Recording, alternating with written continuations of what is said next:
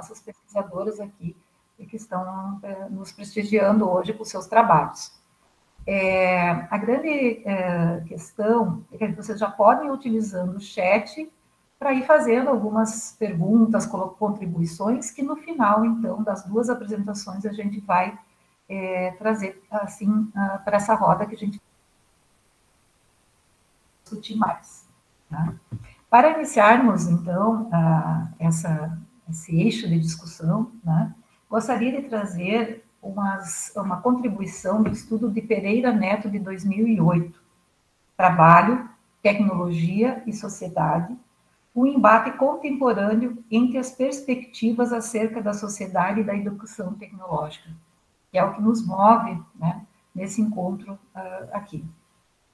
Ele propõe uma análise das interações desses campos e as inquietações que eles também configuram, apontando como um contexto central nessas interlocuções, né, desses grandes conceitos, seria a progressiva cientificação da técnica, que introduz novas tecnologias no campo produtivo. E estas trabalham com novos conceitos e habilidades operacionais. E, consequentemente, demandam uma nova formação humana, onde a ação comunicativa encontraria grande valor, por enfatizar-se da interação intersubjetiva, um dos principais conceitos exigidos nessa nova forma de produção tecnológica. Para enriquecer, né, essas discussões, elas serão pautadas na perspectiva da psicologia histórico-cultural, que oportuniza um olhar sobre o sujeito que transpõe o científico e também supera o romântico. É um olhar humano, com empatia, através de uma postura reflexiva. Então, é dentro dessa perspectiva que nós vamos dar início às apresentações. O primeiro trabalho, eu vou apresentar cada trabalho por vez, né? É um trabalho bem instigante de um grupo de pesquisadores, me corrige, tá, Suelma? Todos de Goiânia? Eu sou de Guarinos, a minha outra colega era de Uruaçu, somos de Goiás. É de Goiás, desculpe, Goiás. Isso, estado de Goiás, Guarinos, Goiás. Tá?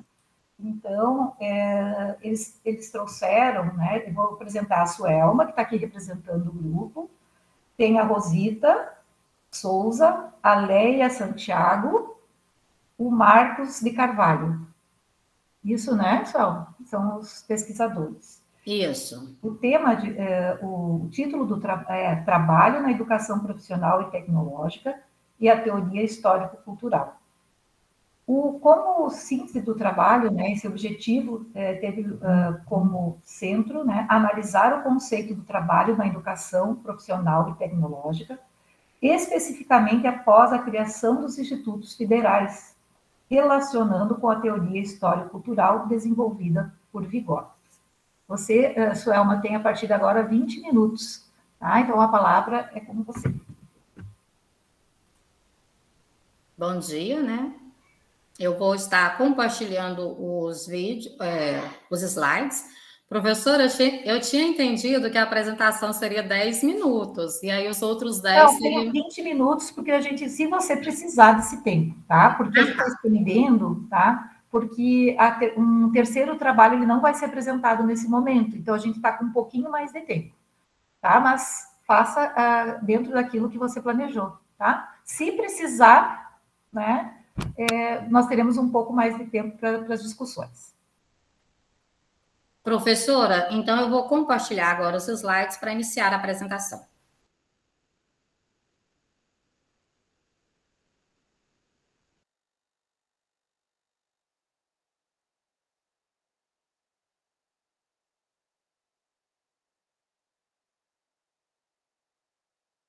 O som está fechado.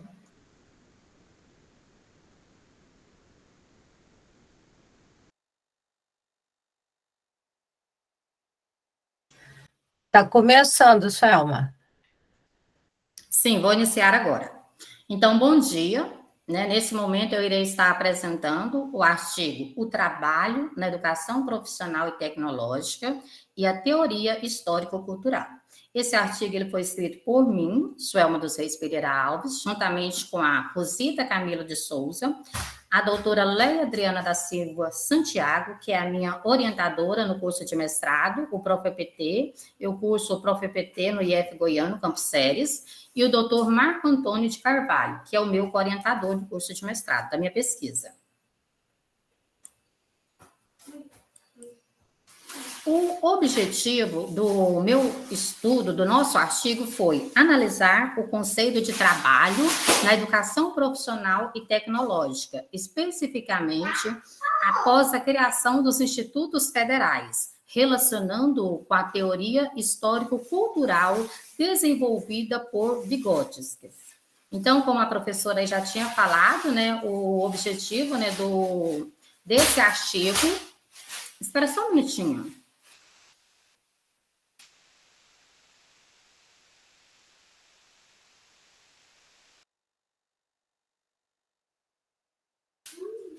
Eu peço desculpas.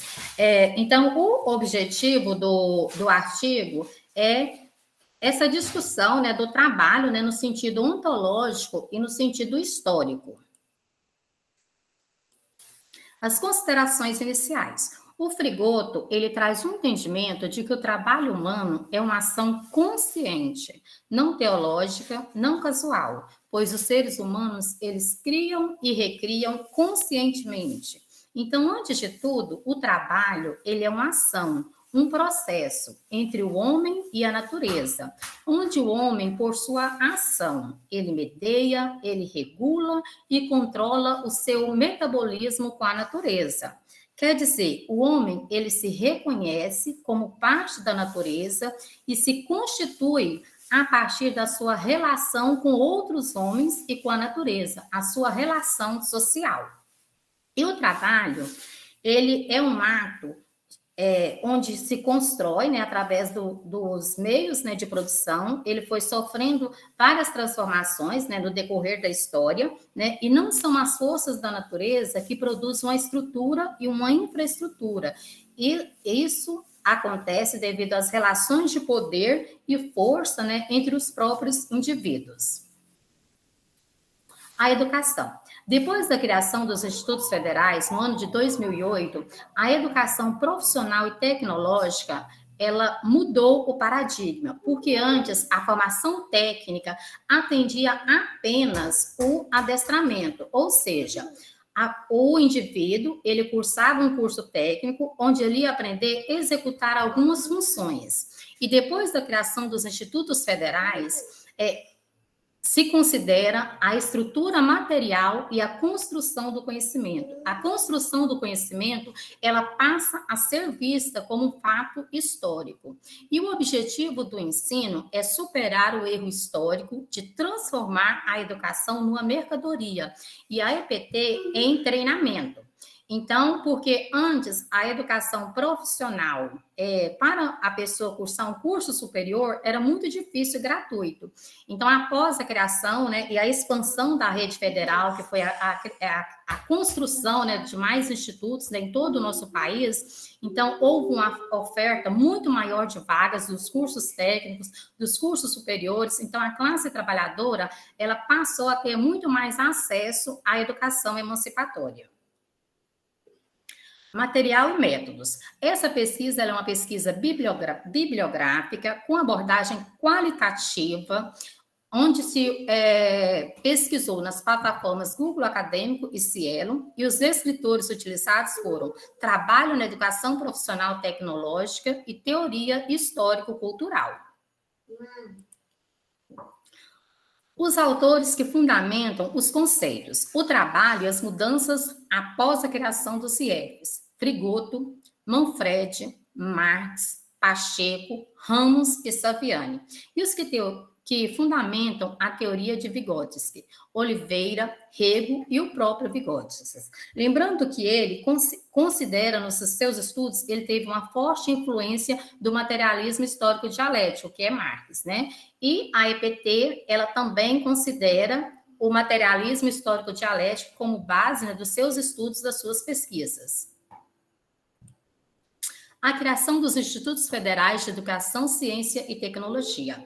Ao entender a escola como a responsável por democratizar os saberes científicos, os conhecimentos de caráter universal, almeja-se que ela proporcione ao trabalhador a capacidade de interligar as suas práticas profissionais à teoria, principalmente nos planos de sua participação política e produtiva.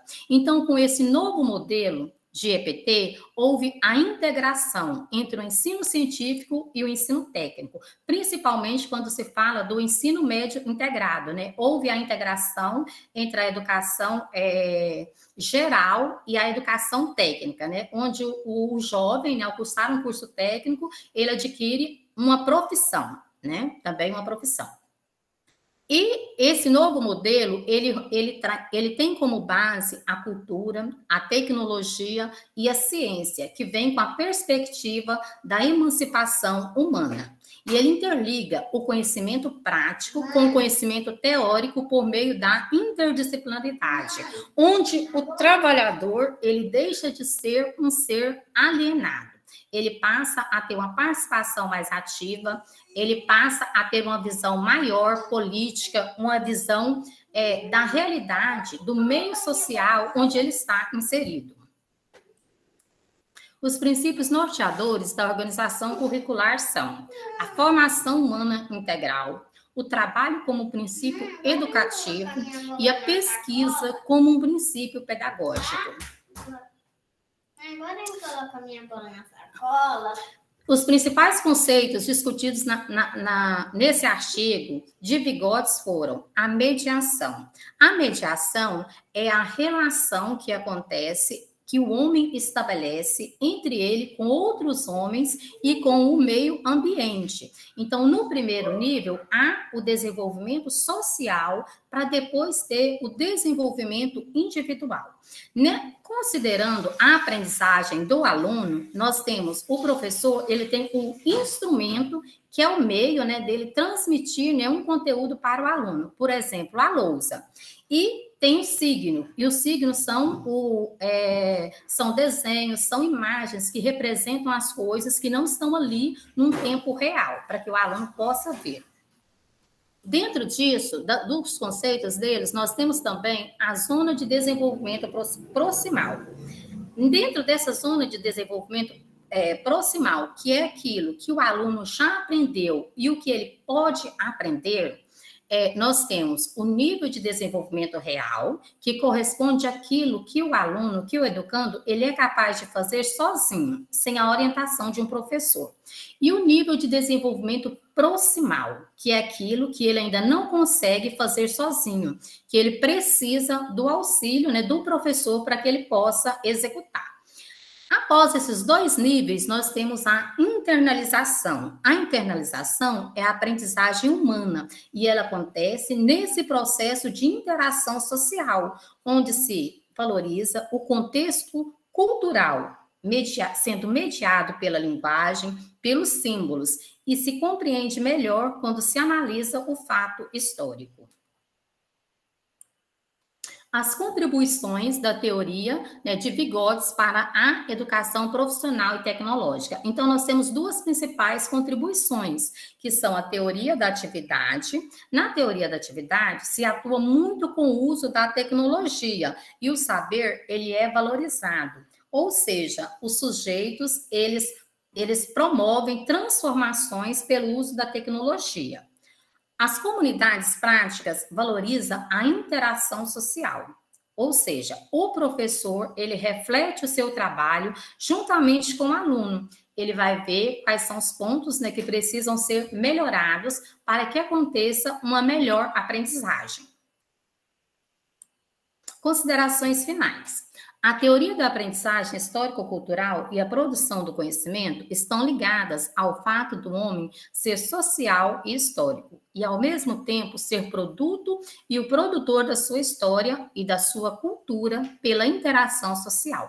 Vygotsky compreende que o conhecimento é socialmente construído pelas relações sociais e humanas. Portanto, a sua teoria, né, contribui, né, com a EPT, que considera o homem um ser histórico, construtor da sua história e realidade. Então, aqui nessas considerações finais, ficam bem esclarecido, né, que a educação profissional tecnológica, ela vai muito ao encontro da teoria histórico-cultural, né, que foi desenvolvida pelo próprio Vygotsky, porque também essas duas, a educação profissional, tanto como a teoria histórico-cultural, ela tem como muito forte, né, a presença do Karl Marx, né, nos seus estudos.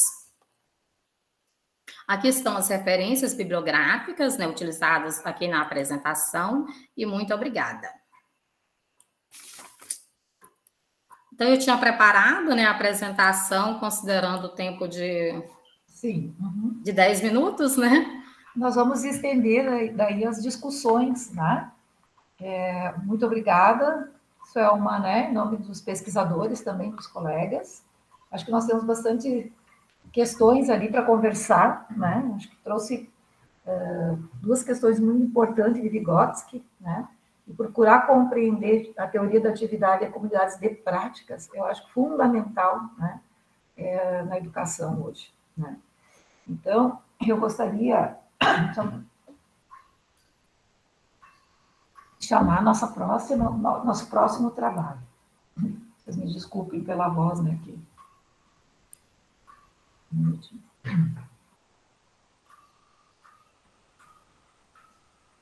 Nosso próximo trabalho vai ser apresentado pela Mariana, né? E foi construído também pela orientação da professora Maria Sara, isso, Mariana? Né? E que traz para nós um termo muito importante para aprofundar, realmente necessita dessa apropriação mais desse termo nos contextos das nossas práticas, né? E ainda mais hoje, quando a gente fala, né, nas questões tecnológicas, tudo que a gente enfrentou, né, Mariana? Isso também, de certa forma, essas vulnerabilidades, elas emergiram muito no campo da educação, e eu acho que vem bem de encontro também ao nosso tema, né? A gente pode aproximar um pouquinho também, né, do que tu vai trazer depois com a nossa situação que a gente vivenciou pela própria pandemia, né? Dessas questões, dessas diferenças, né, que a gente teve nesse acesso, né, às tecnologias principais, né, de se manter. E ela vai trazendo, né, uma discussão bem interessante, que é sobre a categoria da vulnerabilidade na política pública, na contribuição, né, do trabalho, das práticas do psicólogo na assistência social, né? O principal objetivo, né, do estudo, ele buscou evidenciar essa importância da categoria da vulnerabilidade para a construção de práticas do psicólogo no âmbito do SUAS, tendo como base a psicologia histórico-cultural, para subsidiar as reflexões para a construção das práticas e estratégias do SUAS. Então, Mariana, passo para você. Bom dia. Bom dia. Eu vou projetar aqui.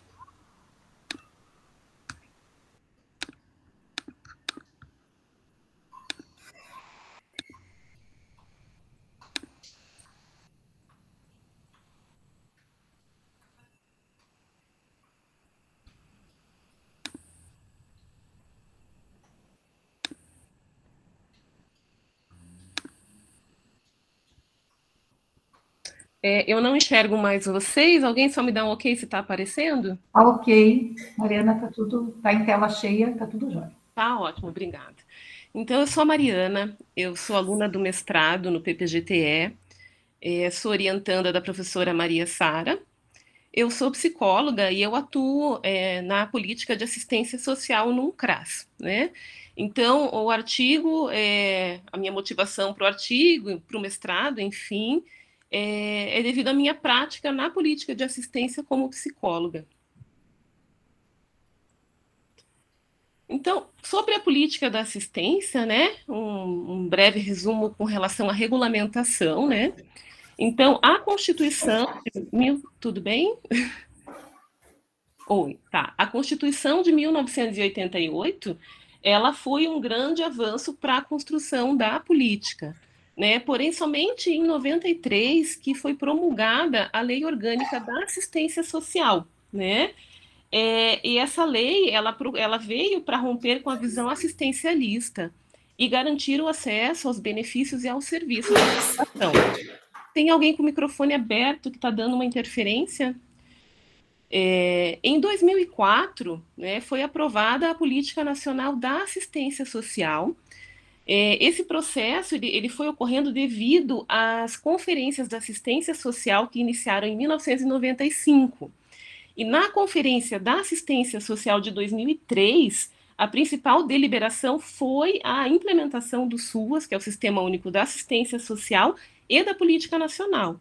E daí, em 2004, vem, né, a Política Nacional com a implantação do SUAS, que é o Sistema Único da Assistência Social.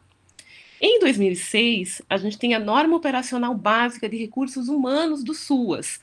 E ela é muito importante, principalmente na questão da psicologia na assistência, porque essa norma prevê a presença de psicólogos nos equipamentos da assistência social. Então, a partir dessa época, já existiam psicólogos que trabalhavam nessa política, né, num número menor, e daí, com essa regulamentação que previa os psicólogos nos equipamentos, você tem uma grande entrada de psicólogos nessa área, né, através de concursos públicos pelo Brasil inteiro, né. Em 2009, tem a tipificação dos serviços socioassistenciais, que vai tratar dos serviços mesmo dentro de cada equipamento. Então, como é dividida, né, os serviços socioassistenciais nessa política?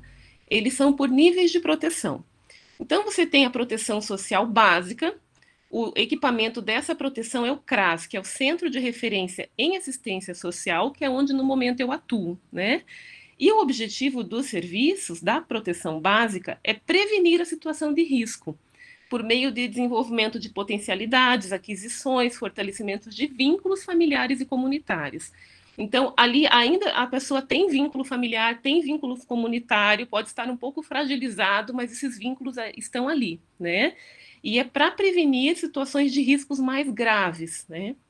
E destina-se à população em situação de vulnerabilidade social, decorrente da pobreza, privação ou ausência de renda, precário acesso aos serviços públicos e também fragilização de vínculos afetivos, relacionais e de pertencimento social, né? E daí entra a questão de discriminações etárias, étnicas, de gênero ou por deficiências, entre outras. E a proteção especial, ela é dividida em duas. Então, nós temos a média complexidade, que o equipamento de referência é o CREAS, que é o Centro de Referência Especializado em Assistência Social, e daí ele oferece serviços às famílias e indivíduos com direitos violados, mas que ainda possuem um vínculo familiar e comunitário. Então, por exemplo, situações mais graves de violência, né, que você tem uma violação mais séria de direitos, mas ainda a pessoa está no seu núcleo familiar, está na sua comunidade. A alta complexidade, né, que seriam os acolhimentos, as casas de passagem, é quando esses vínculos familiares e comunitários já foram rompidos, né? Então, são serviços de proteção integral, que oferecem a moradia, alimentação, higiene, trabalho protegido para essas famílias e indivíduos que estão sem essa referência ou que estão numa situação de ameaça, que tem que ser retirados do núcleo familiar ou da comunidade.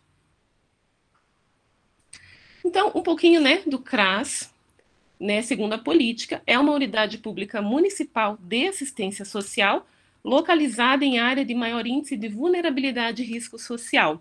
Então, assim, vocês já conseguem ver que a palavra vulnerabilidade social, ela já vem se fazendo presente na política, nas definições, nos serviços, né, e no próprio objetivo principal do CRAS.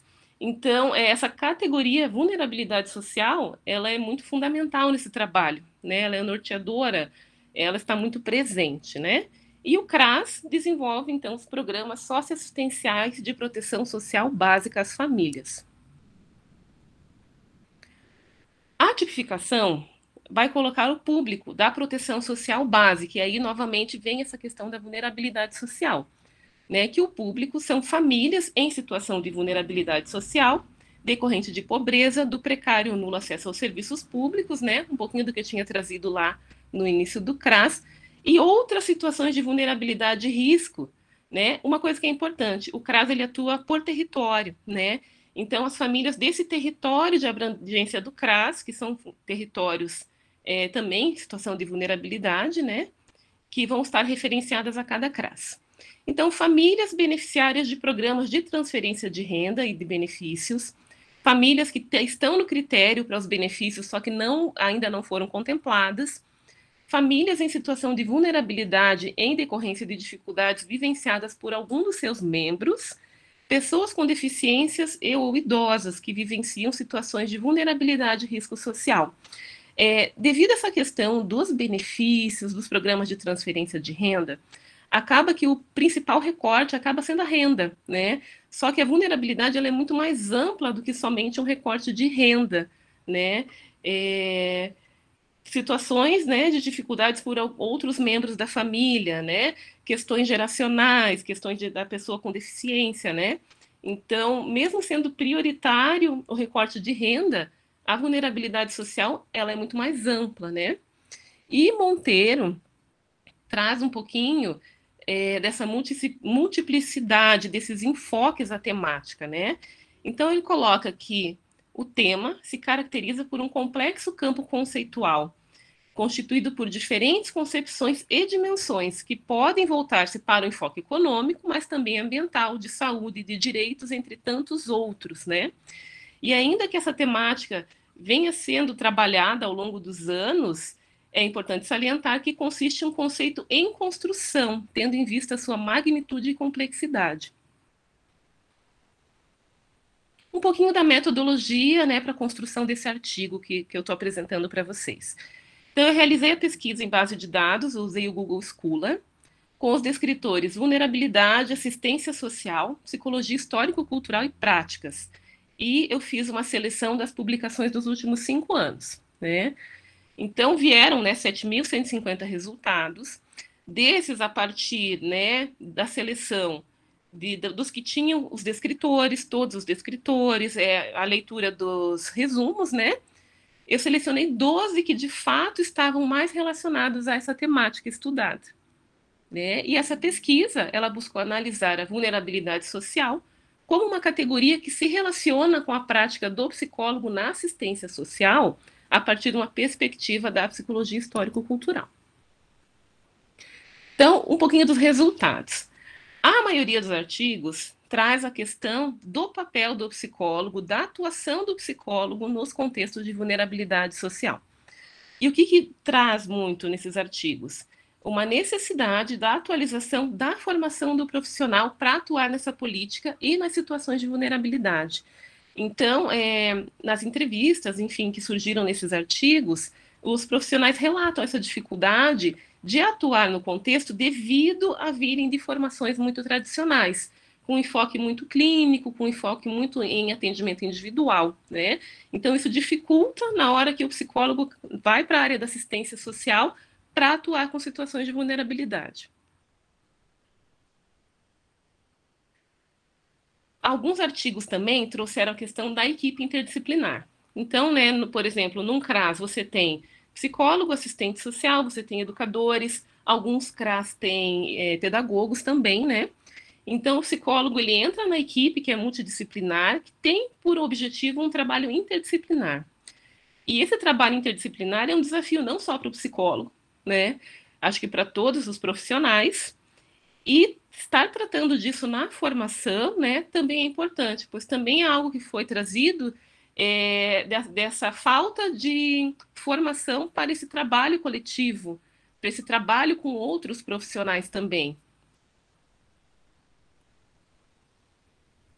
2 artigos somente trouxeram a perspectiva da população atendida, né, e teve um artigo que era um estudo mais conceitual de revisão acerca da pobreza e da desigualdade social. Então, como que eu fui verificando a vulnerabilidade social, então, nesses estudos que eu selecionei, né?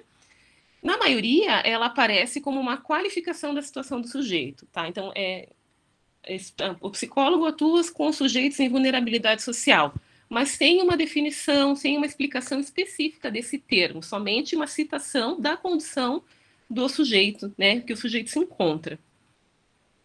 Provavelmente, né, por essa questão de ser um conceito em construção, amplo, né, de muitos fatores, mas é assim que apareceram nos estudos, né, a maioria. Daí 2 artigos, né, desenvolveram um pouquinho mais relacionado ao contexto histórico-cultural, né. Badaró e Calas trouxeram a vulnerabilidade numa perspectiva histórico-cultural, conectando a vulnerabilidade social da família à miséria estrutural. E eles colocam que a visão do contexto histórico-cultural em que essas pessoas estão inseridas evita que o profissional atribua à família a culpa por sua condição de vida e abre caminho para uma discussão dos efeitos da cultura na produção da subjetividade. E no artigo de Panisson, Gesser e Gomes, né, eles colocam que diante dos desafios e da complexidade das demandas, junto aos contextos atravessados por vulnerabilidades sociais, torna-se relevante observar tanto as condições sociais das pessoas atendidas, quanto a sua dimensão subjetiva em seus processos sócio-históricos. Então, dá para perceber que a psicologia histórico-cultural, ela traz essa questão da subjetividade, né?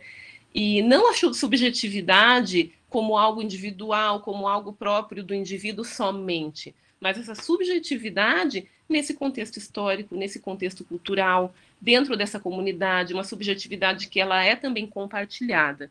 Então, uma grande contribuição da psicologia histórico-cultural é essa visão de subjetividade, né? E acaba sendo um grande diferencial para a atuação do psicólogo também, você ter essa visão da subjetividade dentro desse contexto.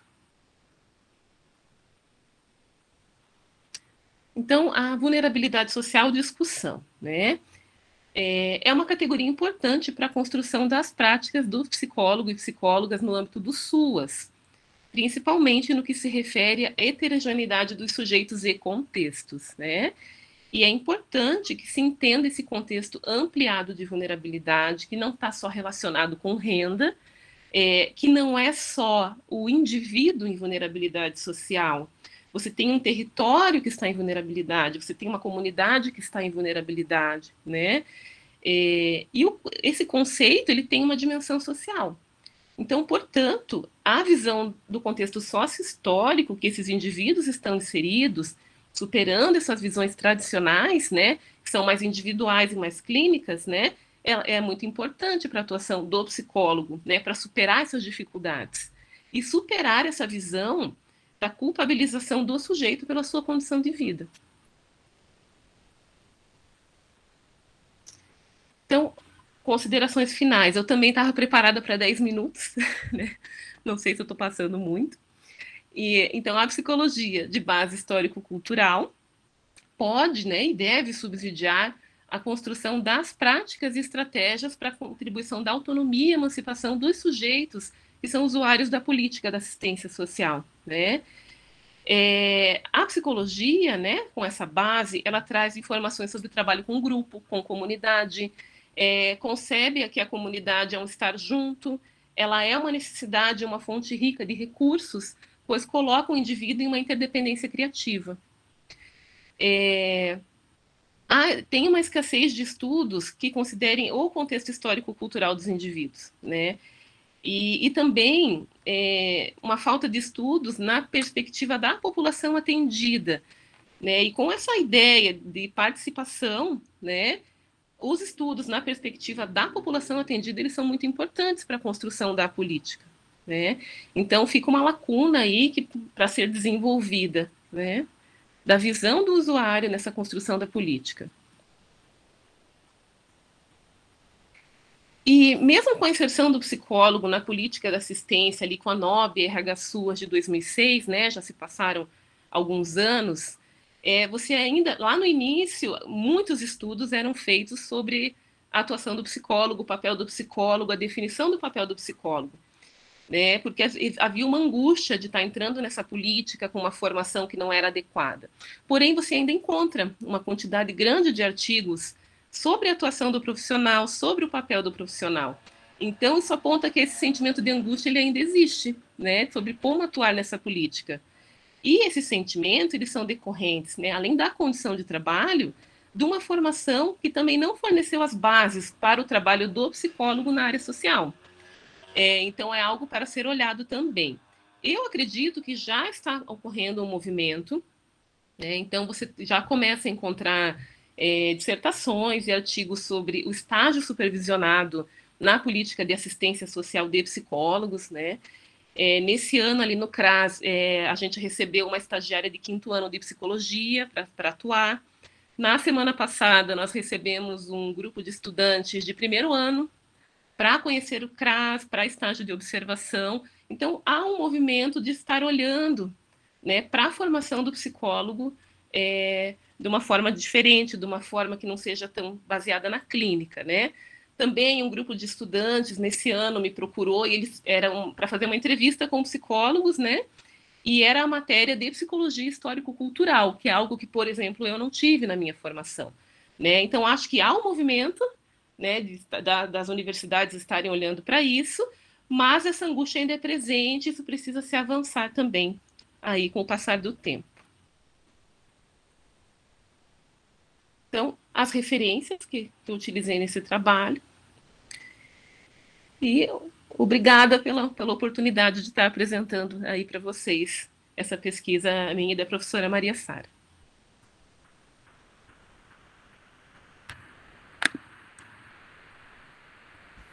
Parabéns, né, Suelma e Mariana. O pessoal aqui no chat está interagindo, falando ótimas apresentações, ideias claras, objetivas, né? Então, é importante a gente ter esse espaço realmente onde que possa, né, se vivenciar práticas também, inquietações, né, e trazer, assim, para a gente trocar ideias mesmo, que é o fundamento desse momento agora, né? Então, assim, a gente não teve perguntas ainda, então eu vou disponibilizar também, quem quiser fazer pergunta oral, pode só levantar a mãozinha, que a gente vai fazer por ordem, né? E também, quem quiser continuar fazendo pelo chat, eu vou estar também atenta, tá? Eu vou colocar só umas coisas, o João, né, ele também teve uma outra referência, quando se fala da ausência, né, dos profissionais de psicologia, que a Mariana traz, né, trouxe, né, e também nas escolas, na educação básica, né, que é a grande luta que a gente está tendo, né, agora para se efetivar realmente os psicólogos nas escolas, né. Assim foi também com a criação do próprio SUAS, né, teve uma luta muito contínua para realmente ter mais profissionais e poder possibilitar mais esse acesso às comunidades, né. Acho que os 2 estudos foram muito enriquecedores, né? Tive a oportunidade de lê-los mais, né, com mais atenção, né? E creio que dá para a gente fazer até alguns pontos, né, de inserções, né? Interessante. Mas eu vou primeiro deixar vir o que está trazendo aqui. O João, então, coloca novamente apresentações, parabéns. E depois a Jaqueline fala, né, é importante perceber os elementos articuladores das práticas com a teoria. Tá? Não sei se a Mariana gostaria de falar um pouco mais sobre isso, Mariana, né, dentro onde que você trouxe a tua discussão, né? Também tem uma pergunta da própria Jaqueline. Eu gostaria de saber se há um plano de inserção de disciplinas da psicologia nas licenciaturas. Tá? E a outra pergunta da Jaqueline, vou tentar aproximá-las, né? Ela gostaria de saber se há esse plano, e ela já comentou, né, dessa importância. Podemos falar um pouquinho? Pode ser Suelma e a Mariana também, né? A Suelma também. Gostaria de falar um pouquinho sobre as inserções. Se há um plano de inserção de disciplinas de psicologia nas licenciaturas. Talvez, Jaqueline, tu diz de todas a psicologia no contexto geral? Oi, bom dia. Abri meu microfone aqui, acho que é mais fácil, né? Mais fácil. Obrigada. Bom dia a todos, né?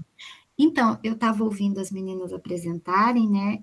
Eu sou professora da licenciatura de letras, né? E eu sou professora da prática de ensino de língua inglesa. Então, por isso que, para mim, é muito importante esse momento, assim, de conversa e essas articulações que a gente faz. Nas licenciaturas em geral, eu falo do campus Curitiba, da UTF-PR, tá? A gente tem várias disciplinas da pedagogia inseridas na grade curricular obrigatória, né? Então, tem lá didática, etc., história da educação, mas eu penso que quando alguns alunos, né, os estudantes chegam ao 7º, 8º período das licenciaturas, eles ainda têm muita dificuldade. A grande dificuldade que eu percebo, semestre após semestre, é com relação às questões atitudinais, né, dos grupos de alunos. Eles têm muitas dificuldades. Ai, como que eu faço? Ai, como que eu trabalho inclusão? Ai, como que eu trabalho com um aluno indisciplinado que não tem nenhum tipo de laudo? Ai, como que eu trabalho com um colega que não divide? Então, as questões são psicológicas, não são... elas são psicossociológicas, né? Elas não são da didática, elas não são da linguística, unicamente. Então, eu queria saber se existe algum plano, se vocês conhecem algum curso que tenha esses aspectos da psicologia para professores, que a gente possa fazer para melhorar essas disciplinas de prática, né? Acho que talvez tenha ficado mais clara agora a minha pergunta, né? Não sei, mas a gente pode conversar aqui. É isso, meninas. Eu acho que ficou mais claro agora, né? Ela sente a ausência das contribuições da psicologia, como foi falado também, né? Sim, né? porque assim, a morosidade, a afetividade, né? Desculpa, professora. Importante. Gostaria de se posicionar, Mariana Suelma? Eu não vou saber te responder isso, né? O que eu percebo, Sim, por experiência, é que vai muito de cada curso, de cada faculdade, sabe? Eu não vou saber te dizer se tem algum plano, uma obrigatoriedade. Não sei se a professora Maria Sara ainda está por aí. Talvez ela, por estar nesse ambiente acadêmico, né, pudesse dizer algo mais específico. Mas eu percebo que é muito da faculdade, do curso. Não acredito que seja uma obrigatoriedade, né?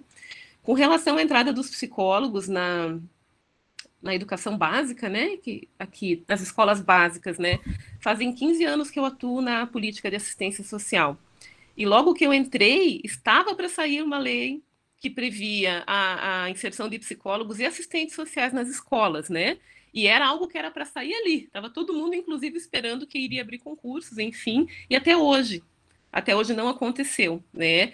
Mas de vez em quando se tem uma ideia de que isso pode acontecer, mas está muito lento. Então fazem 15 anos já, né? Saiu a lei ali. Beleza, pelo menos a lei saiu, né? Mas há 15 anos já estava para sair, estava para acontecer e ainda não aconteceu, né? No meu caso, eu sou pedagoga, né? Eu estou cursando mestrado em Educação Profissional e Tecnológica, mas eu sou pedagoga, eu trabalho na primeira fase do ensino fundamental, alfabetização, sou concursada do município há 20 anos, e na escola que eu trabalho não tem psicólogos para atender os alunos.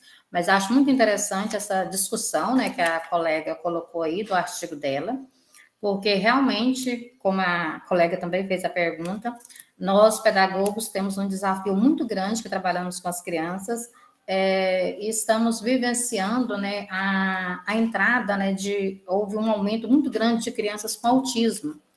Então, estamos recebendo muitos alunos autistas com muitas dificuldades comportamentais, e nós, professores, estamos enfrentando uma dificuldade enorme devido a essa falta desse estudo, né, vamos dizer assim, de um conhecimento aprofundado dessa temática, que nós não temos, né? Nós não sabemos, a verdade é essa, a gente tenta dar o nosso melhor, mas não entendemos direito, né, todas as lacunas, né, que essas crianças autistas precisam, porque elas têm um comportamento diferenciado, né, elas têm muitas restrições, né, alimentares, são muito nervosas, né, elas não aceitam não, elas têm muita dificuldade de dividir, elas têm muita dificuldade de aceitação, muitas vezes de saber esperar, né, a vez dela, não sabe nem entrar numa fila, né? Então, assim, realmente passamos por um problema muito grande nós pedagogos. E essa discussão aí é muito importante. É muito importante a presença de um psicólogo na escola. Eu mesmo tenho lutado muito para que meus alunos tenham pedido, né? Eu tenho 20 alunos e estou sempre pedindo atendimento de psicólogo para as crianças, porque realmente elas precisam muito. E como você disse, Suelma, desculpa, gente, eu não pedi a palavra, cortei a vez de alguém? Não, pode continuar. Eu acho assim que vai além disso, né? Nós, professores, precisamos de todo esse tipo de, eu nem diria formação, eu diria letramento, né? Porque, veja, é um letramento até físico, né? E a minha pergunta veio porque os alunos das licenciaturas vão enfrentar essas salas de aula repletas de variações de todos os tipos, né? As linguísticas, as emocionais, as comportamentais, e esse modelo que a gente está ainda utilizando de formação, ele é muito restrito, ele ainda pensa naquele aluno que não tem nenhum tipo de especialidade, e eu estou falando especialidade aqui de todos os tipos, para mais e para menos, porque os superdotados também, né, os de altas habilidades também não têm esse acolhimento, e nós ficamos ali, né, no meio, tentando fazer, e aí eu ouço meus colegas falarem com muita frequência, isso é coisa para o psicólogo, eu não sou psicóloga, então eu nem quero me aproximar dessa realidade.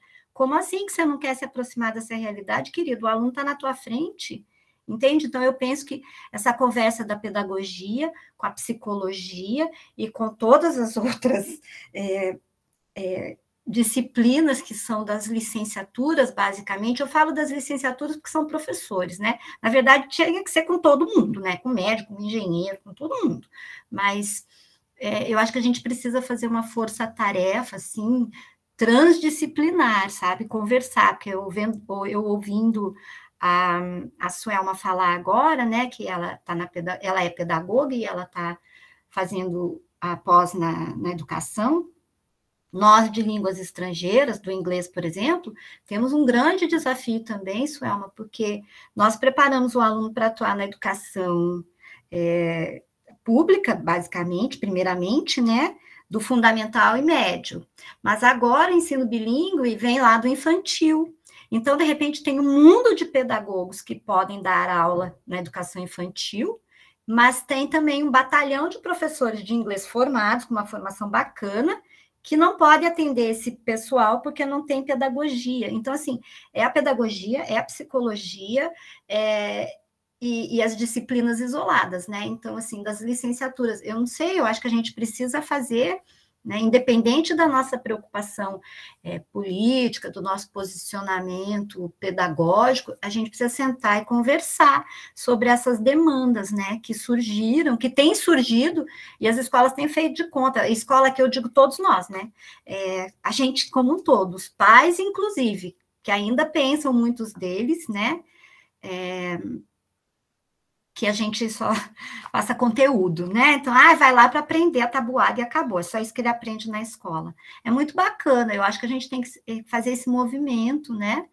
E fortalecer essas conversas. Então, eu fico aqui pronta. Se alguém quiser conversar, né? Eu acho que é muito bacana essa conversa, inclusive nas próprias aulas da gente, né? Sabe, trazer um pedagogo para falar na aula de prática, trazer um psicólogo para falar na aula de didática, sabe? Eu acho que a gente precisa fazer esses caminhos, eles acontecerem, sabe?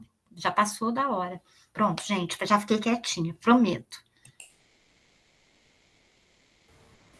Tem colegas aqui, Jaqueline, concordando com a tua postura, né, teu posicionamento, né, e também dizendo que vai muito além, né, essa falta de recursos, né,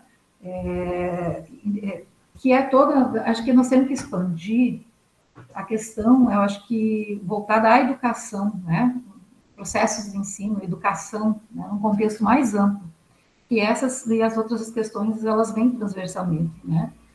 E eu acho que a Suelma trouxe uma questão bem importante que aproxima, né, a questão da educação, da psicologia, das bases, né.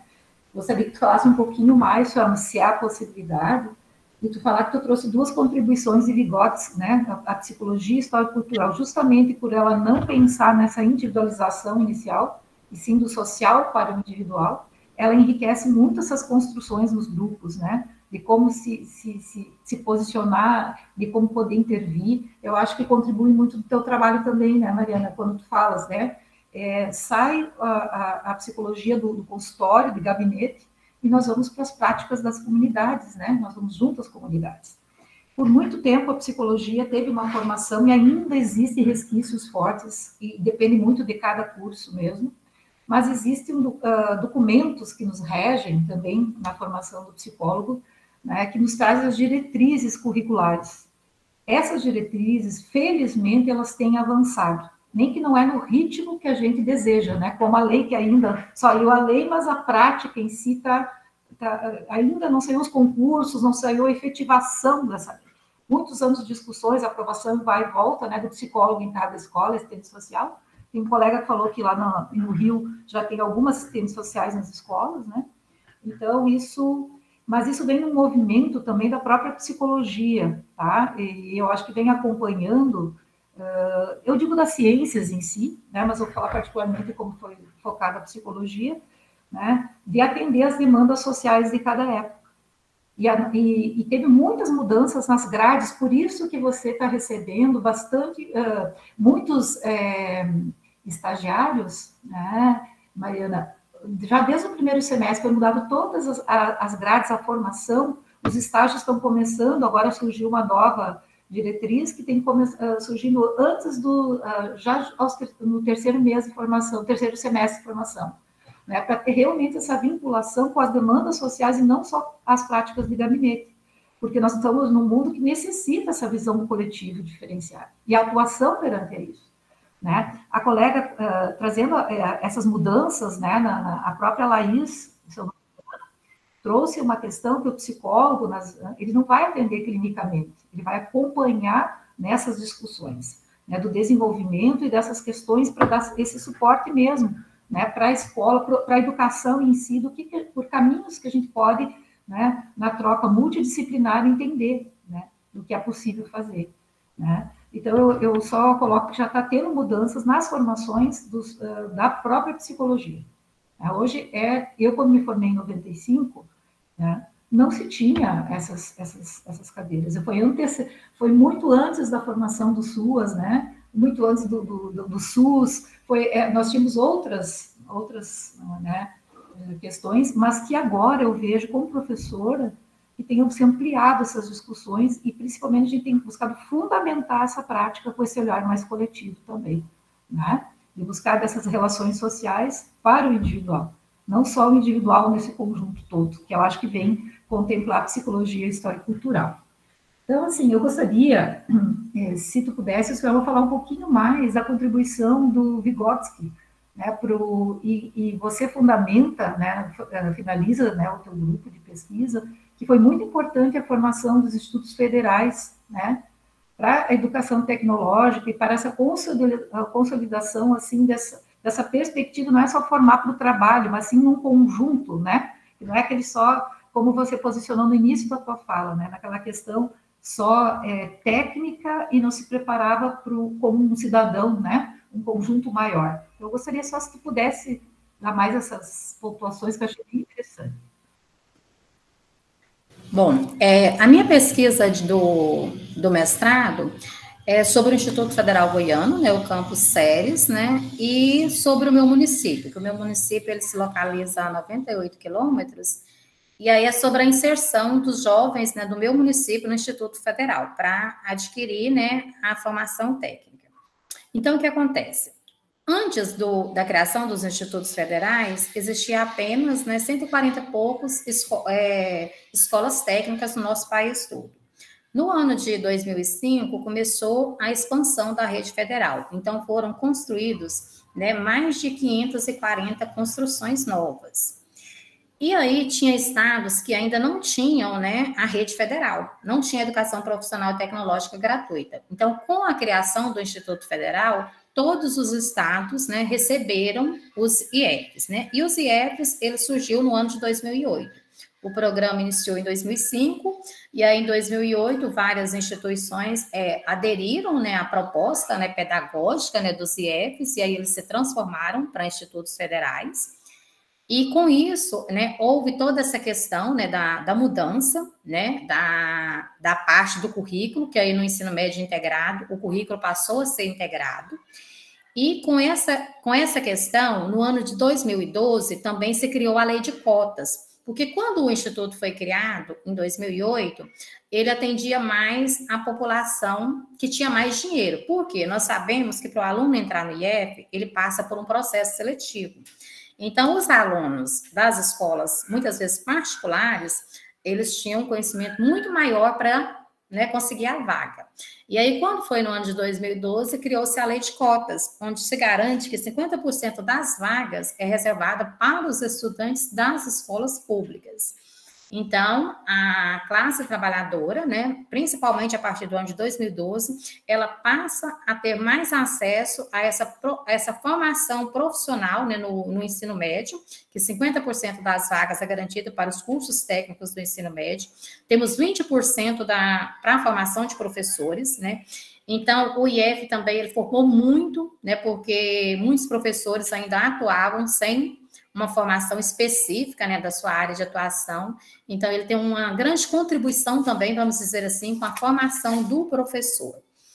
Então, com isso, com a criação do IEF, a pessoa que ela mora no interior, ela deixou, né, vamos dizer assim, de precisar ir para uma capital para ela estudar, né? Eu mesma moro aqui em Guarinos, uma cidade pequenininha, com 3.000 habitantes, né? A minha colega que está aqui na sala, a Heloísa, né? Então, nós duas seremos as primeiras mestres do município, né? Nós não tínhamos condição financeira de cursar um mestrado particular, né? Então, o ProFPT é gratuito, né? Então, nós estudamos para a prova, veio a pandemia, houve mudança de edital, graças a Deus conseguimos a vaga, né? Então, esse instituto, ele promove mudanças não apenas só na vida da pessoa, do jovem, né? Em várias outras profissões, porque o IEF, ele atende desde a formação, né, do ensino médio, tem formação também para as pessoas que não têm a educação básica toda, até o 9º ano, a primeira e segunda fase do ensino fundamental, e ele vem até o curso de doutorado, né, gratuito. Então, ele tem muita essa perspectiva da formação humana, da formação acadêmica. Então, muitas pessoas, né, passaram a ter acesso a essa formação devido, né, depois do IEF ser criado, né? Quando eu consegui mesmo entrar no ProFPT, aí numa das primeiras, né, reuniões que tive com a minha orientadora falava assim para mim: olha, você é uma professora municipal, lá de uma cidadezinha muito pequena. Quando você pensar assim, eu estou cansada, lembra, 1% da população que tem a profissão que você tem, pedagoga, consegue uma vaga de mestrado gratuita. Então, você tem que valorizar muito essa vaga que você conseguiu, porque é uma coisa muito importante, é algo muito desejado por muitas pessoas. Então, o IEF, a minha vida mesmo, depois que eu, né, passei a estudar o curso, né, que eu sou pedagoga, eu não tinha conhecimento de EPT, porque até mesmo na LDB, as duas, né, existe a separação dentro da LDB, né, da educação profissional com a educação básica. Eu não tinha nenhum conhecimento, foi depois de começar a estudar o edital que eu passei, né, a entender a EPT. Então, assim, eu vejo que realmente existe muito essa questão da emancipação humana. Eu mesma cresci muito profissionalmente, apesar de não ser do meu curso, não ser na área que eu atuo, mas eu aprendi muita coisa que eu levo para a minha sala de aula para as minhas crianças. Eu não sei se eu respondi no sentido que você perguntou, que você queria, professora. Mas, assim, na minha vida também teve uma transformação muito grande, muito legal. Acho que muito rico, né, essas possibilidades, né, de trazer, né, a cidade pequena, mas, né, com o intuito, assim, de realmente de poder você buscar e trazer, né, para a tua cidade tudo isso, né, a tua responsabilidade, né, que o próprio programa te impõe, né. Por exemplo, tu está aqui hoje nessa discussão, já é um resultado, né, dessa evolução toda, né, dessa busca pelo conhecimento, de poder se colocar em prática. Mas, assim, eu acho que essa questão do Vygotsky, como você colocou, né, comunidades de práticas, que partem dessa discussão, né, inicial, dessa contribuição, eu acho que responde algumas questões aqui, estão se falando em termos da psicologia, mas eu percebo que tem algumas dúvidas em relação às questões realmente práticas, né, do psicólogo. Eu tenho um colega que pergunta se a inserção dos psicólogos na escola, ou enfim, né, é para professores ou só para os alunos, né? Acho que nós temos que... Daí a Laís, não sei se a Laís pode contribuir, mas ela está trazendo várias contribuições, inclusive das práticas. Eu vejo que tem uma questão muito voltada às perguntas nesse contexto. Não sei, Laís, se você gostaria de abrir o microfone e falar um pouquinho da tua prática. Pelo que eu entendi, tu trabalha dentro das escolas, e se pensando realmente nessa amplitude, né, da formação do psicólogo, não só para atender individualmente. Eu acho que ela traz isso na fala dela, que ela trabalha, acompanha o desenvolvimento humano. Com certeza envolve alunos, professores e familiares. Os atores, né, sociais das escolas. Mas eu gostaria, se a Laís pudesse contribuir, e tem várias perguntas em relação a isso. Obrigada, Laís, por ter entrado, participado. Pode falar um pouquinho? Tem várias questões depois da tua fala que veio, né? Pois eu sou doutoranda da PUC Campinas, sou orientada pela Raquel Guzzo, que é referência na área de psicologia escolar educacional, psicologia crítica comunitária, várias adjacências. Eu copiei uma das legendas que a gente tem no post do ECOAR, lá nas redes sociais, que eu acho que é pertinente para que nosso grupo aqui conheça um pouco de qual prática a gente está falando quando a gente fala da psicologia escolar, né? Então, nesse sentido, aqui em Campinas, acho que a gente precisa situar bem isso, porque é uma luta da vida, assim, da minha orientadora. Essa lei, como a colega Mariana, eu acho, disse, ela vem, assim, sido arrastada há muitos anos, há mais de 20, 30 anos que ela está em pauta, tanto com o serviço social quanto a psicologia nos CFs e CRs. Ela foi...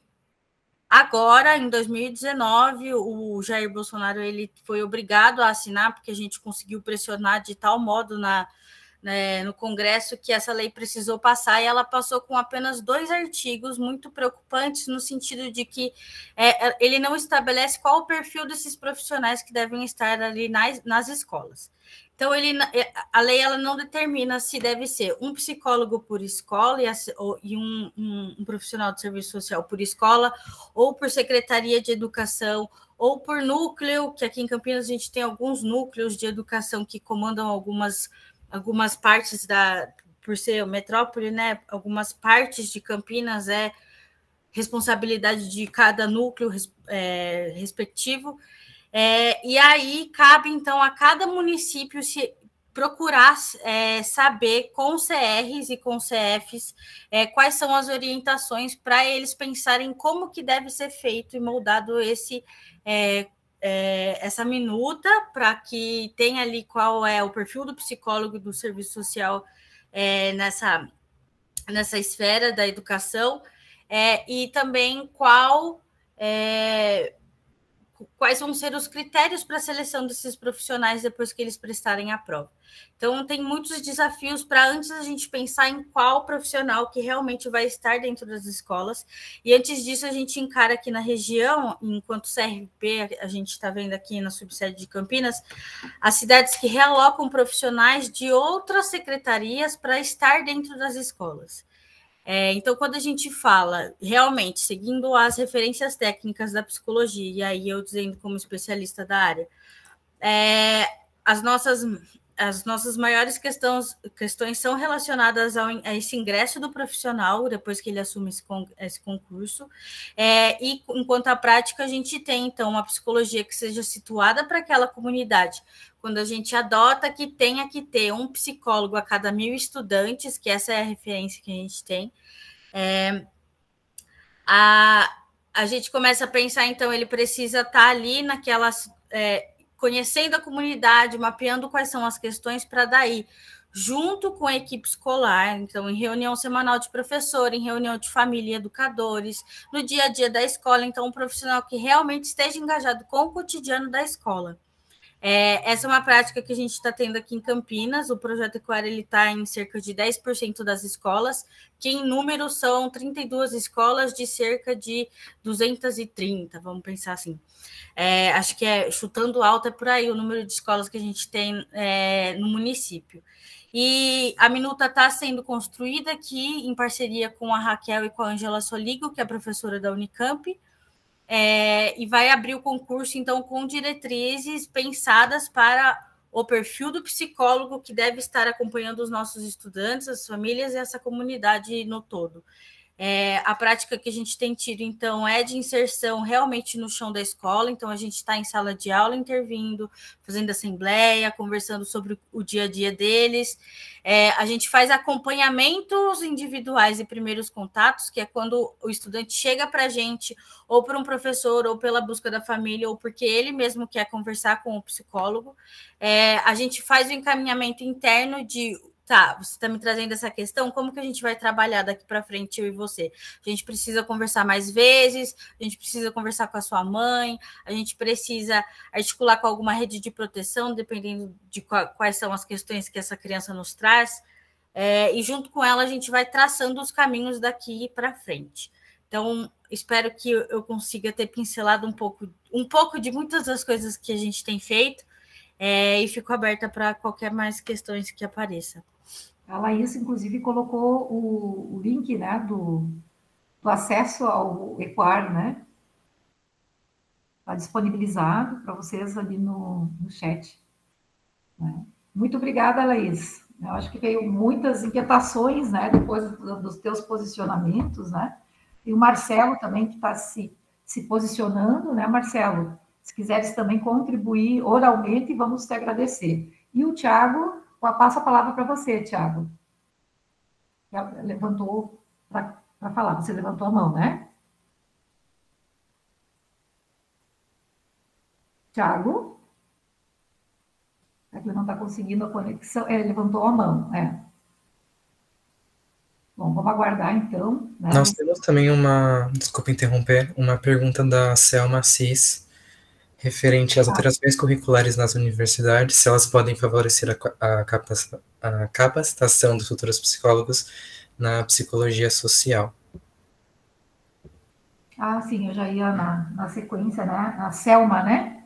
A Selma também colocou sobre as diretrizes, as formações, com certeza. Eu acho que, como a gente conversou ali com a Mariana já trouxe um relato, né, dos estágios, começando desde já do primeiro semestre, né, a questão da observação, depois também o posicionamento, né, dentro dessas instituições, né, dessas ferramentas. Eu acho que desses equipamentos, desculpa, eu acho muito importante para a gente chegar realmente próximo aos locais onde que realmente, né, as demandas acontecem. E quando foi falado ali, né, que a própria Laís trouxe, né, alguém que entenda e participe da comunidade efetivamente, né, Laís? Eu acho que foi muito importante. Eu acho que essa é a perspectiva, né, que a gente tem da psicologia, principalmente nas perspectivas da história cultural, né? Nós estarmos ali, né, como um sujeito ativo, mas também, né, receptivo às questões, né, das trocas sociais que a gente tem isso efetiva, né? Interessante também, tem eu só não consegui pegar o nome, quem sabe o João me ajuda, que é uma estudante, acho que vem elucidar essas mudanças, né? Depois a gente só segue, talvez a Suelma pode contribuir, né, com a questão realmente, né, daí a educação em todos os campos, né, todos os espaços possíveis, inclusive na questão dos interiores, como isso é importante, né, esse acesso, né, para a gente poder pensar uma educação realmente, né, transformadora, né. Ela colocou o seguinte, que ela é aluna do 5º semestre, né, de psicologia, numa instituição aqui de Curitiba, e a psicologia social está sendo transformadora, Mariana, para ela. Então, vocês viram, teve essa mudança das diretrizes, né, curriculares da própria formação de psicologia, né? Então, isso, com certeza, né, vai ter transformações a curto e médio, né?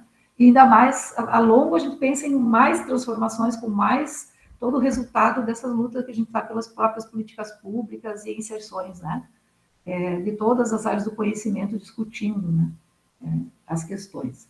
Mariana, você gostaria de posicionar uma fala a essa aluna que falou que a psicologia social, né, as práticas que ela está tendo, as ideias, está sendo transformadora na vida dela, né? E também enquanto aluna de psicologia. Fico feliz, né? A psicologia social, né? Bom, eu tô há 15 anos atuando na área da assistência, né? Então, eu tô formada há 16. Era uma área que ninguém queria ir. Então, inclusive, quando eu entrei, uma leva de psicólogos pediram exoneração logo no início, né? Porque foi um impacto muito grande você chegar na área, assim, né? E então é legal ver que tá tendo uma mudança, tem profissionais interessados em atuar nessa área, né? Então que bom, para mim também é muito transformador. É um trabalho que eu gosto muito de fazer. Claro, assim, tem as questões de instituição, questões estruturais, de desvalorização, né? Mas o trabalho com a comunidade em si é algo muito transformador. Vejo assim importante também quando a gente se aproxima, né, dos territórios, como se diz, aonde que realmente as demandas acontecem, a nossa visão ela modifica, né, Mariana, esse ano, assim, ela tem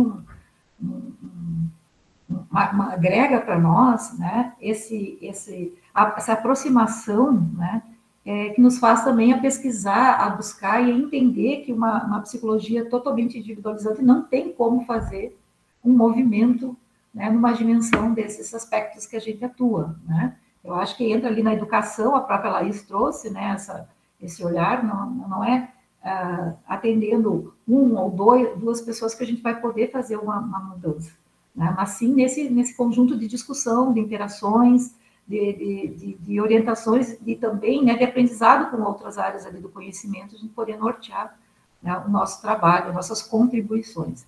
Eu acho que, Mariana, eu acho que o grande susto, né, eu trabalhei em desenvolvimento social logo depois da minha formação, né? Na minha formação, a gente não teve as políticas, né, como hoje se tem, enfim, né?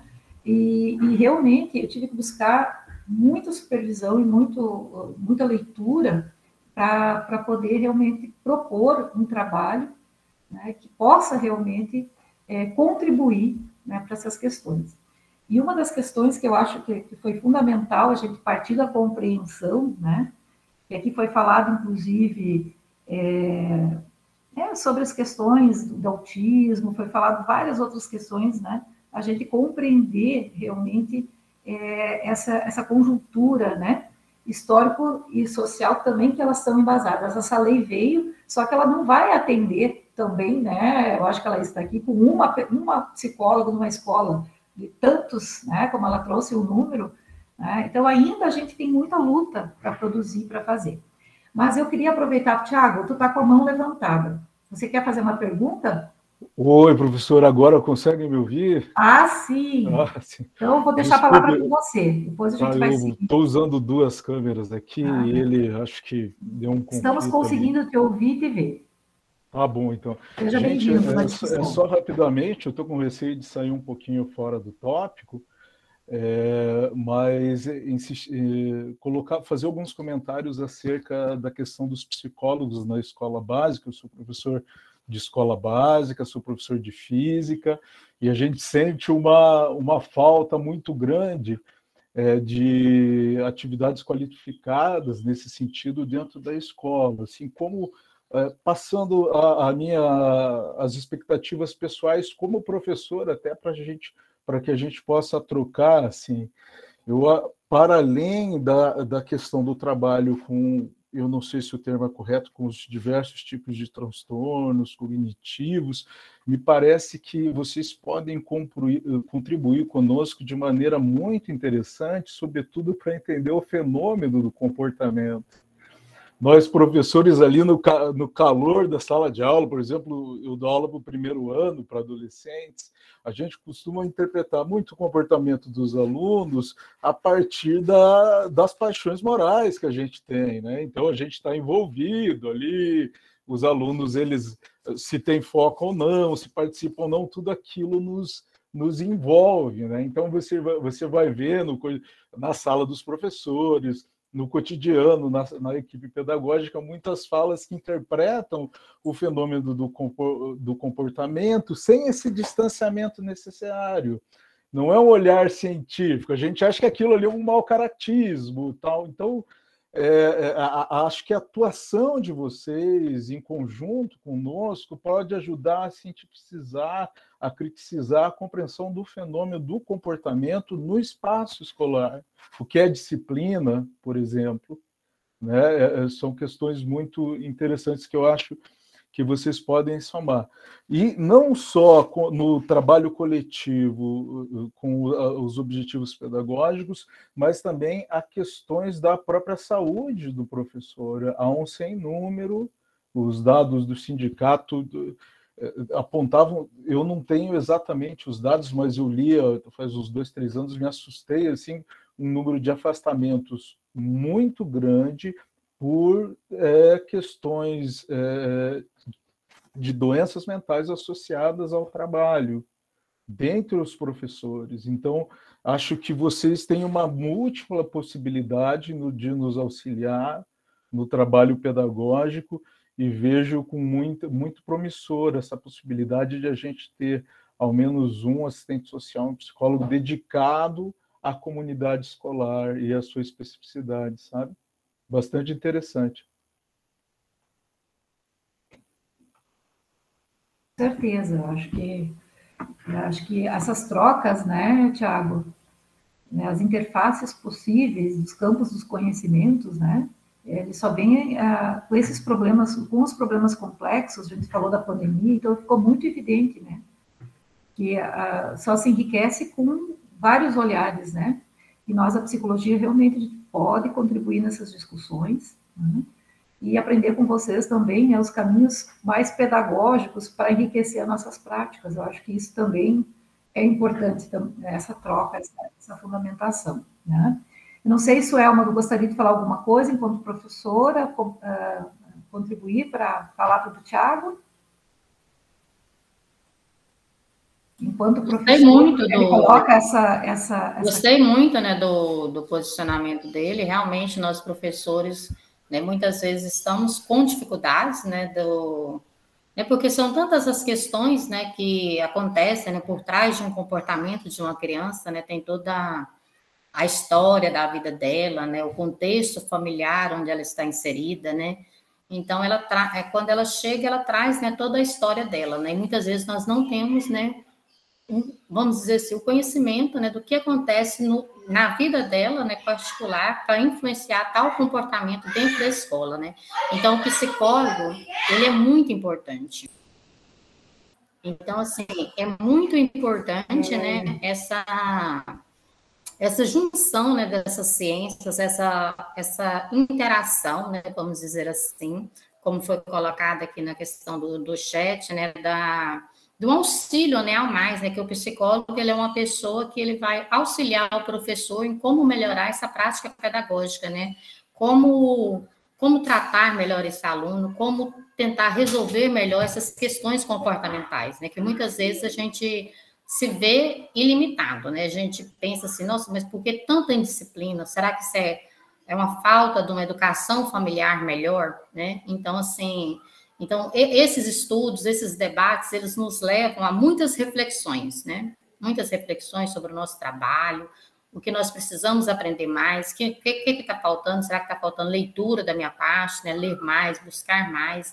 Então, é muito importante nós, professores, estarmos participando, né? Buscando conhecer mais, porque tudo isso só vem enriquecer e melhorar, né, a nossa prática, o nosso trabalho. Com certeza, quem vai ganhar são as nossas crianças, né, que são o futuro do nosso país, né. Tiago? Tudo bem? É isso, professora. Fico bastante grato aí pelo comentário da professora Sonhão. Mariana, eu acho que tem uma questão ali que está me inquietando um pouquinho, né? Que eu acho que tu trouxe uma coisa bem importante na tua fala, que tu diz que a gente não pode individualizar todos os problemas, né? Tu comentasse que colocar como a pessoa fosse a única culpada, como se diz ali, você tem uma frase bem forte que você colocou, né? Que nós não pode pensar nas demandas como se fossem só individuais, é o meu problema resolver isso, né? É o meu problema estar assim. Eu acho que isso circula também na fala da Suelma e do Tiago, quando eles perguntam o que a gente pode fazer, né? Será que é falta de leitura minha? Eu acho que a gente tem que pensar nessa amplitude desse olhar, né? Que a própria psicologia histórico-cultural nos traz. Nós somos um ser, né? Histórico-cultural. Nós temos as nossas amarras, né? Nesse tecido cultural, né? Então, eu acho que não é só a falta de leitura de um ou só a falta de educação de casa. Eu acho que é uma conjuntura maior para a gente pensar. Eu acho que a Laís pode contribuir quando ela fala de um olhar mais crítico, né? Dessas dimensões. Acho que não existe isso, é uma só questão, né? Um só viés, é só falta de leitura do professor, né? Realmente tem várias, isso nós vamos entrar também nas questões das possibilidades, das situações de trabalho. O Tiago trouxe, realmente, Tiago, teve muito, na pandemia principalmente, tá? Aumentou muito os afastamentos de professores, e está acontecendo muito agora também, quem está trabalhando nas escolas está percebendo, né? Nesse retorno, não é só os alunos, né? É um conjunto de pessoas que todos nós fomos afetados, uns com mais intensidade, outros com menos intensidade, que estão precisando se olhar, mas que já essas questões vêm anterior às questões pandêmicas, né? Ela só veio com mais intensidade nesse contexto, nessas fragilidades, essa vulnerabilidade, né, Mariana, que eu queria puxar também para conversar um pouquinho, né, contigo, né? Ela aflorou muito essa palavra também nesse contexto. Mas eu gostaria que tu falasse um pouquinho mais quando tu diz, né, que a gente não pode individualizar os problemas, né, como se fosse só o indivíduo. Eu acho que circula essa questão nas outras falas, também dos demais aqui no chat e da colega Suelma e do Tiago. Acho que a psicologia histórico-cultural ela vai trazer exatamente isso, né? Esse embasamento. Porque, assim, baseando nas formações mais tradicionais, baseadas na clínica, num olhar mais individual, né? De uma clínica tradicional, né? Porque a clínica também não é também só um olhar individual, mas uma clínica mais tradicional, né? Daí você vai ver o indivíduo fora desse contexto dele. E daí cai nessa questão de meritocracia, né? De quem, não, porque não estudou, por isso que não conseguiu, aquele ali conseguiu porque estudou mais, entende? Eu acho que a psicologia histórico-cultural ela vai trazer exatamente isso. Peraí, né? Qual que é o contexto que essa pessoa está inserida? Como que é essa comunidade? Como que é esse território que ela reside? Né? O que tem nesse território? Quais são as oportunidades? Quais são os riscos, né? E eu acho que a psicologia histórico-cultural ela vai trazer exatamente isso. E por isso que nas formações do psicólogo, principalmente, né, para quem tem interesse de trabalhar na área social, ela é uma base fundamental. Porque você não vai conseguir atender aquela família com esse olhar de culpabilização, né? Você tem que se esforçar mais, né? Como se não tivesse mais nada envolvido aí, né? Então, acho que é a grande contribuição da psicologia histórico-cultural. Perpassa as instituições, né? Nós estamos falando de escola, nós estamos falando lá do CRAS, né? Eu acho que isso é muito importante quando a gente individualiza, né, as questões como sendo só méritos ou prejuízos somente da pessoa, né? Ou só da escola, né? Ou só dos professores, sem falar em todo o sistema educativo que teria, né, que mudar. Então, eu acho que é por aí. Michele, pode fazer a tua fala. Bom dia. Meu nome é Michele Videlsky, eu sou estudante que a professora citou aí do 5º período de psicologia, e eu gostaria, não sei se há tempo para isso, mas eu gostaria de falar sobre uma experiência que eu tive em sala de aula esses dias, e que ampliou bastante a minha visão a respeito da subjetividade. A gente teve um trabalho, né, um seminário, e a professora, ela disponibilizou alguns materiais ao qual teria que ser trabalhado para cada equipe. No decorrer das apresentações, a gente percebeu que, propositalmente, a professora disponibilizou materiais limitantes.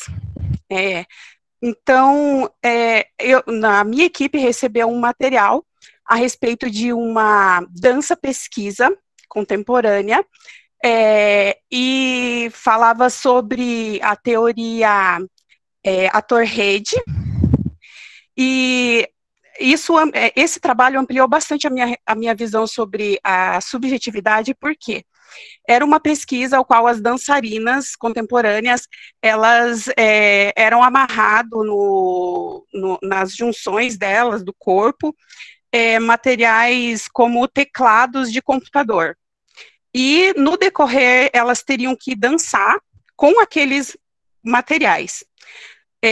Conforme elas iam dançando, uma dançarina, ela tem as suas técnicas, né, para evoluir a dança. Porém, como elas estavam limitadas com aqueles materiais, elas teriam que, a partir dali, criar novas maneiras de dançar, certo? Ultrapassando a limitação delas. Por que isso ampliou a minha visão a respeito da subjetividade? Porque no trabalho foi falado muito sobre as marcas, né? Depois que elas terminavam de dançar, elas ia sair, né, tirar aquelas amarras nelas e tal, mas as marcas iam ficar. Quando elas fossem dançar de novo, elas teriam outras limitações para ultrapassar. Então, o que acontece? Poderiam ter colocado ali 10 dançarinas, né, com as mesmas dificuldades. Todas elas iriam dançar de forma diferente. Por quê? Porque cada uma já tinha suas marcas anteriores, né, a qual elas foram construídas, no caso, a subjetividade delas, né. Mas aí, o meu olhar ampliou, de uma forma muito mais profunda, que é isso que a arte nos traz, né? Ela faz esse link, né, de uma forma mais profunda e com um olhar mais sensível sobre a subjetividade, porque, como eu disse, né, poderiam ter colocado várias dançarinas e todas iam dançar de forma diferente e ia causar marcas diferentes, né? E um exemplo disso que a gente citou no nosso trabalho também foi a questão do racismo hoje, né? Que hoje nós não temos mais a escravidão. No entanto, nós temos as marcas que a escravidão deixou numa sociedade, né? E que hoje a gente percebe que ainda há muito a ser trabalhado a respeito disso devido a essas marcas que ficaram. Então, é isso, gente. Eu espero ter colaborado de alguma forma, né? Muito obrigada pela oportunidade de estar aqui, né? Foi um professor meu que passou o link da UFPR e eu estou muito contente de poder estar sendo impactada aqui, né? Sendo tocada, afetada, né? Porque eu acho que é sobre isso, a subjetividade também é o resultado dos nossos afetos, né, do mundo, enquanto nós somos afetados e afetamos também a partir da subjetividade do outro e da nossa também. Então, eu agradeço muito, obrigada a todos. Bom dia.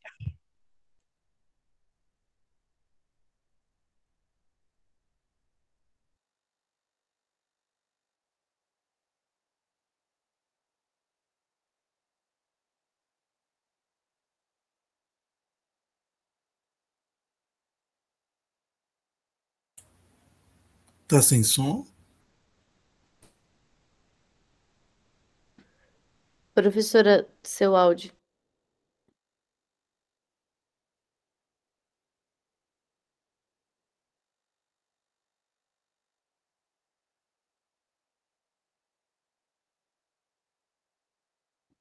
Seu áudio, professora Patrícia.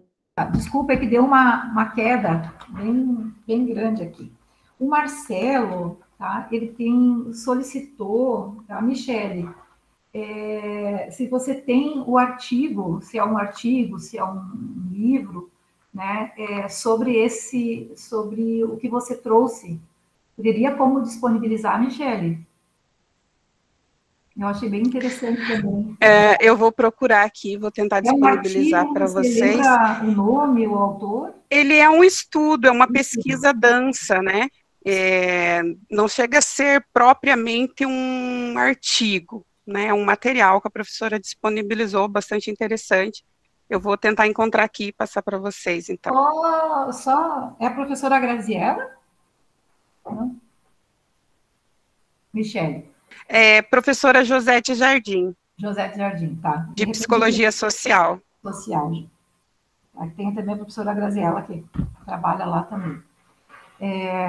Marcelo, você gostaria de dar alguma contribuição? Porque como você entrou aqui, está muito sugestivo, subjetividades compartilhadas.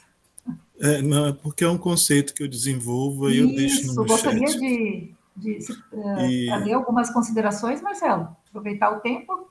A gente Não, tem ainda um pouquinho só. Eu já tinha feito uns comentários no chat rapidinho, Isso. Que era sobre a questão da própria fala da Suelma, né? Quando ela disse sobre o processo de interiorização do ensino superior, o impacto que isso tem na sociedade brasileira, né? Eu trabalho numa universidade e eu dou aula no curso de formação de professores, e a universidade ela é espalhada, é aqui na Bahia. Ela é a Federal do Recôncavo da Bahia. E nós temos campos em 5 cidades do interior. E eu vi muita diferenciação, né? Principalmente no de formação de professores, porque a gente tem um quantitativo maior de mulheres. Como que essas meninas, de alguma forma, se libertaram de determinadas lógicas que são impostas para elas, sabe? De a vida ser um casamento. Os meninos mais jovens saem da cidade para trabalhar, depois retornam, elas permanecem. E hoje a gente tem assim uma quantidade de egressos que inclusive já viraram professores da própria instituição, outros que moram fora do país e quando teve o processo daquelas bolsas internacionais, né, foram estudar em Portugal, Estados Unidos. Então, o impacto foi muito grande. Foi o comentário que eu tinha feito a respeito. E a outra questão é que todas essas coisas que foram colocadas aqui diz respeito a uma série de leis. Algumas, a gente tem muita conquista legal, né? Só que a questão é a efetivação disso na prática, que a gente não tem, né? Então, os processos de inclusão. E aí envolve coisas que estão ligadas também aos processos de interdisciplinaridade, né? A gente trabalha muito com isso aqui. E a menina aí que citou agora, Michele Silva, essa teoria torrede é do Bruno Latour. E eu achei interessante, por isso que eu perguntei se era um artigo ou o que era, né? Que ele tenta, de alguma forma, quebrar com alguns paradigmas que são colocados, né? Por exemplo, o paradigma da complexidade. Então, muitas vezes, as coisas não são postas em práticas porque alguém vem e diz assim, é complexo, é difícil, não vamos fazer porque não dá. Quando, na verdade, você pode. Vai exigir mais trabalho, no sentido de que você precisa aumentar a sua rede de relações, né? O Bruno Latour vai chamar isso de actantes. E o que acontece é que muitas vezes as pessoas não querem fazer isso, né? Então, daí a importância da gente compreender como esses fenômenos eles são políticos e ideológicos, porque eles vão ocorrer em determinados espaços, mas em outros não, caracterizando tudo isso que a gente conhece da sociedade brasileira, dos processos de exclusão educacional, né? Enfim, mas eu tinha feito esses comentários era porque eu achei bastante explosiva as falas das meninas, no sentido de que vai gerando na gente um monte de angústias, no sentido de, não angústias ruins, mas assim, de reflexões, né? Vai fazendo com que a gente comece a pensar sobre a nossa própria prática. Mas era só isso. Muito obrigado. Mas, Marcelo, se não fosse... fiquei curiosa, né, um pouco mais. Poderia falar dessa tua pesquisa rapidamente? Assim, eu sei que são poucas palavras, mas subjetividades compartilhadas, como tu coloca, você se anuncia como, né? Poderia colocar um pouco mais? Eu, inclusive, ia me inscrever para esse evento e apresentar esse trabalho, só que o prazo para mim ficou curto, e como eu ainda estou terminando meu doutorado, aí eu tive que fazer outras opções, mas eu estou inscrito como ouvinte, então estou acompanhando.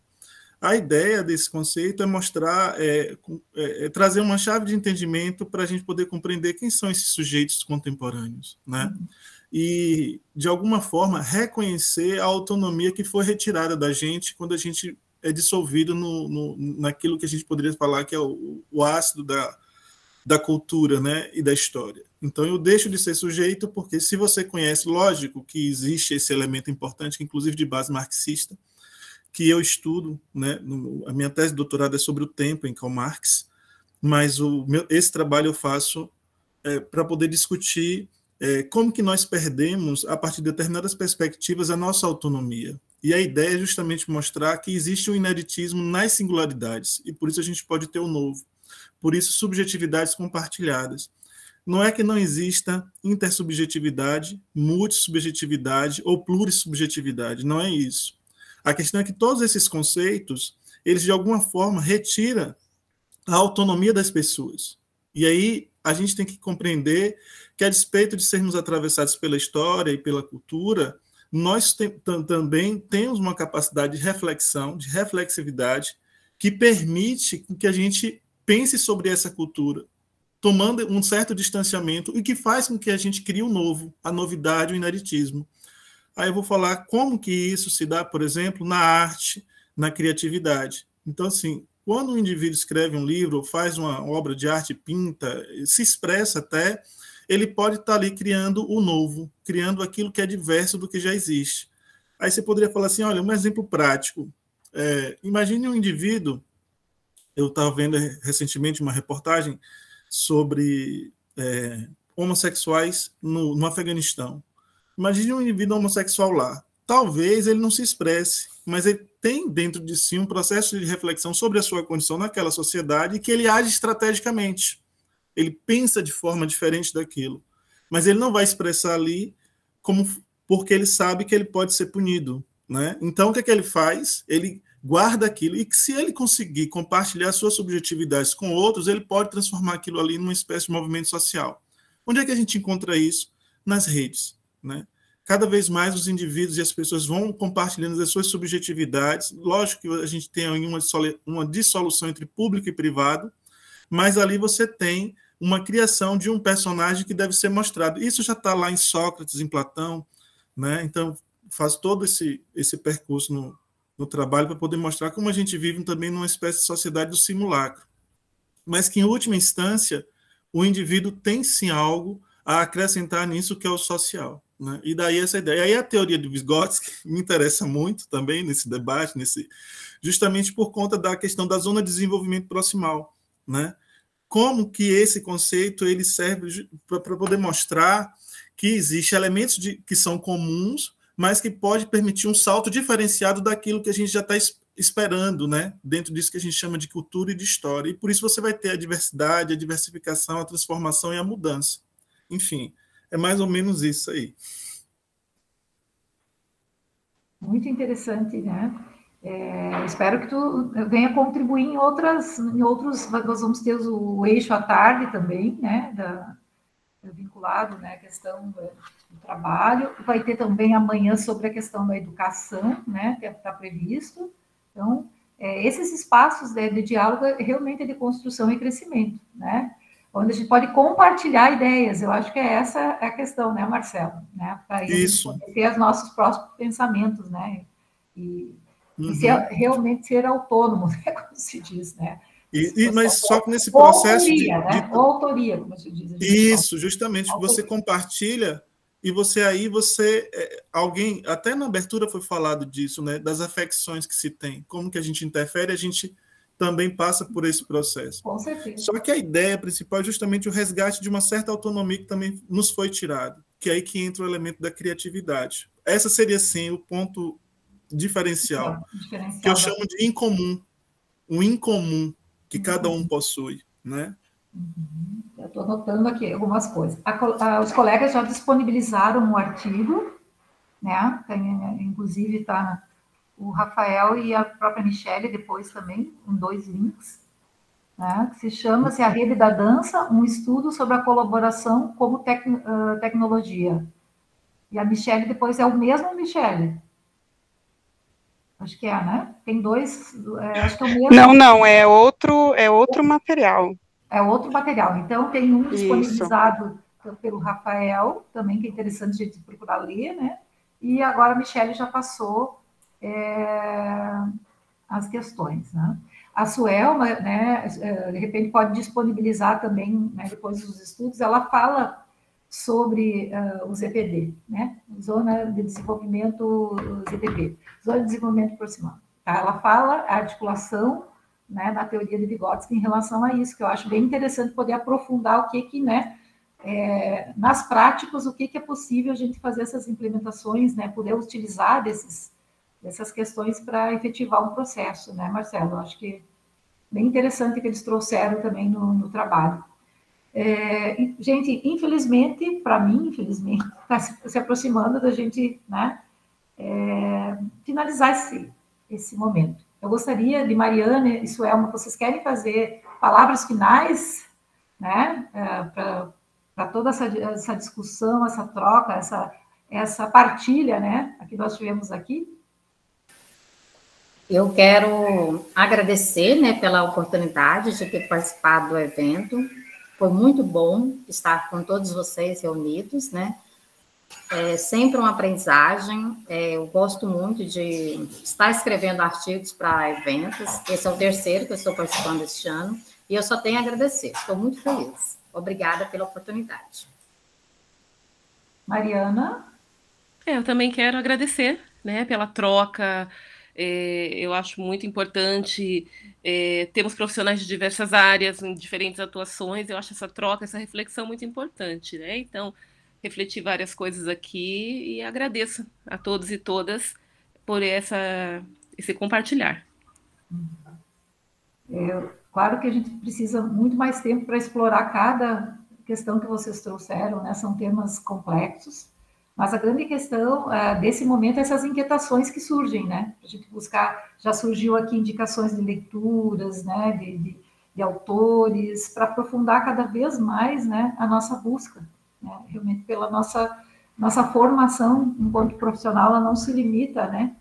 Só nas questões, como diz a colega que muito contribuiu, né? Nas questões só técnicas e teóricas, né? Tem atitudinários.